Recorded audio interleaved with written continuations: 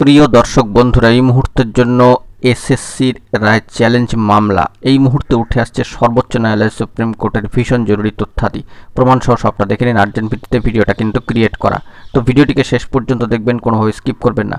চ্যানেলটিকে অতি অবশ্যই সাবস্ক্রাইব করে নিয়ে সঙ্গে থাকবেন। চলুন কথাবার্তা না বাড়িয়ে আমরা মূল টপিকে ফোকাস করি।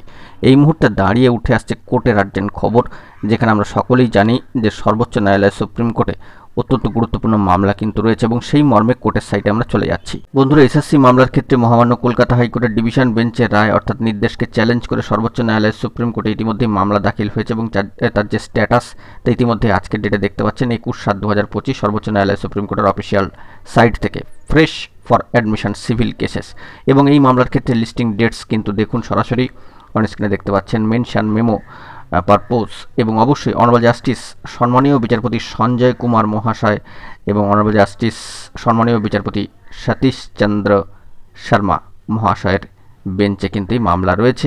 আজকের দিনের জন্য 21/7/2025 অত্যন্ত গুরুত্বপূর্ণ একটা দিন এবং সেই নিরিখে মামলার স্ট্যাটাস সিএল নাম্বার সহ কিন্তু চলে এসেছে। তো কি হয় না হয় একটা টান উত্তেজনাপূর্ণ দিন আজকের লিস্টেড মামলার ক্ষেত্রে দেখা যাচ্ছে এবং অনারেবল জাস্টিস সঞ্জয় কুমার মহাশয়ের বেঞ্চ এবং অনারেবল জাস্টিস সতীশ চন্দ্র শর্মা মহাশয়ের বেঞ্চে এই গুরুত্বপূর্ণ মামলা কিন্তু রয়েছে, fresh for admission civil cases. 21/7/2025 আজকের দিনটা অত্যন্ত গুরুত্বপূর্ণ। দেখা যাক পরবর্তী ক্ষেত্রে কী আপডেট উঠে আসে। জরুরি তথ্যাদি উঠে আসলো। এখন এটুকুই, ভালো থাকবেন, চ্যানেলটিকে সাবস্ক্রাইব করে রাখবেন জরুরি আপডেটগুলি পাওয়ার জন্য। ধন্যবাদ।